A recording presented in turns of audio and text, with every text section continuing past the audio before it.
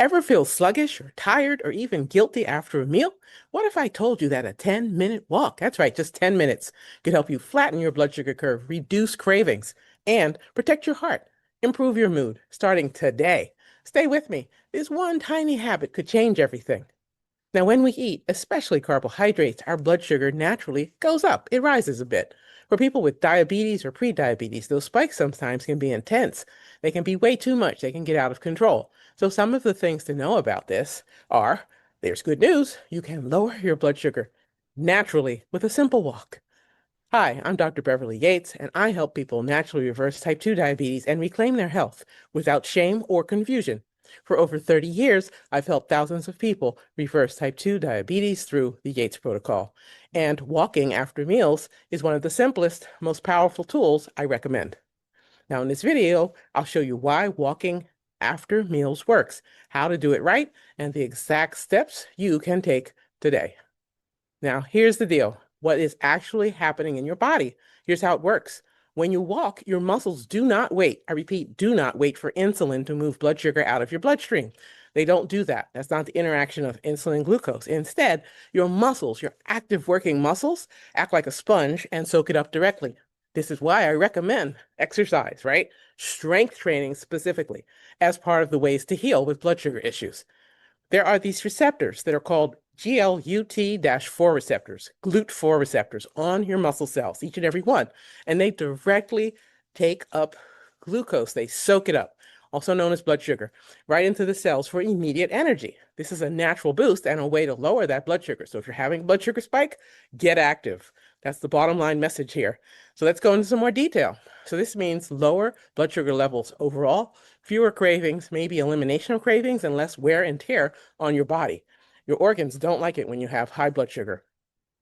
All right, now let's compare this to what happens when you're sitting or you're lying down after eating. The glucose, the blood sugar, stays in your bloodstream longer, putting more pressure on your pancreas and increasing insulin resistance. Getting active and moving helps to promote insulin sensitivity, which is what you want. It's what you want. This is not about perfection, though. It's about momentum, about making steady progress. You can reclaim your health starting with one step, literally. Now, will you commit to try this today after your next meal? Commit to take a walk after that next meal. Please drop a flex biceps emoji in the comments if you're committing to your first walk, or just share with us how you're feeling about this. And if you've already done this today, great, bravo. And you noticed it made a difference, please share your experience to inspire someone else. People do read those comments and notice. And this is a community that's building. We're taking charge of our health and we're making sure that we have healthy levels of blood sugar.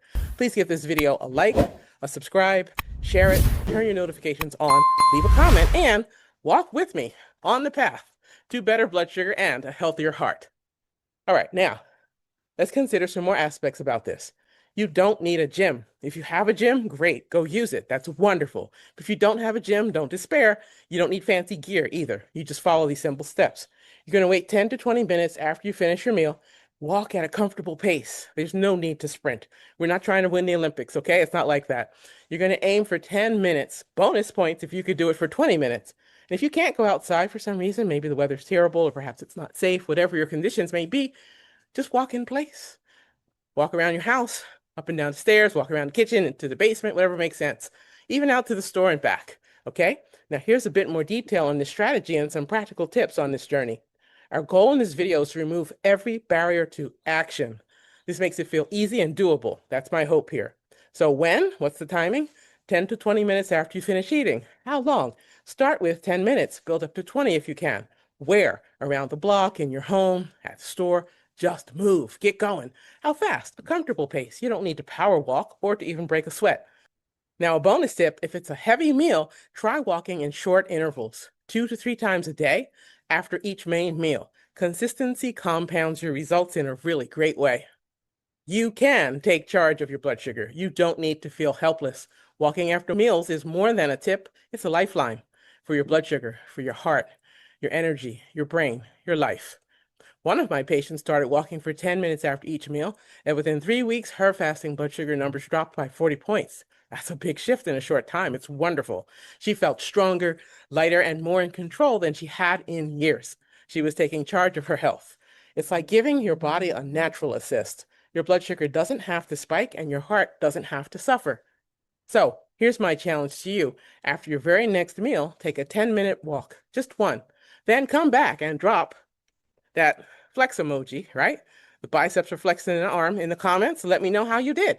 And you could put in a number if you want. You went for 10 minutes, you went for 15, you went for 20, whatever it is, but share, let us know. We're building this community and people, we need to hear from each other. If you've already seen results from this, please share your story.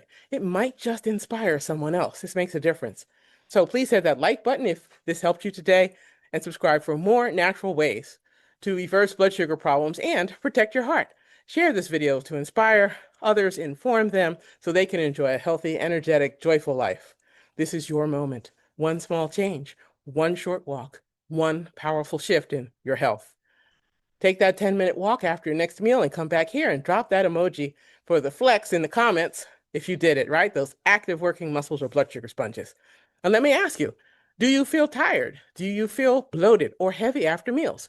Is the very idea of this holding you back? This 10-minute habit could lower your blood sugar starting today. That's right, today. Keep comfortable shoes handy so you can easily get going after you finish a meal.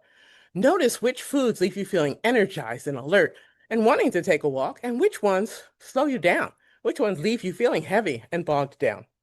Note if the amount of food or the portions or the combinations leave you feeling heavy, weighted down, bloated, sluggish, feeling like it's hard to take a 10-minute walk. Eliminate those foods. Notice your portion sizes. Maybe the portion is simply too much. And some combinations of foods may not be favorable either. They can leave you feeling zapped and lifeless. This is a kind of self-care. Remember, self-care is not selfish. So here's a practical, no excuses action plan. Let's break it down. When? 10 to 20 minutes after the meal. For how long? Start with 10 minutes and then build up to 20. Where? Do it indoors, outdoors, up and down stairs. Any and all movement counts. Get moving. Pace.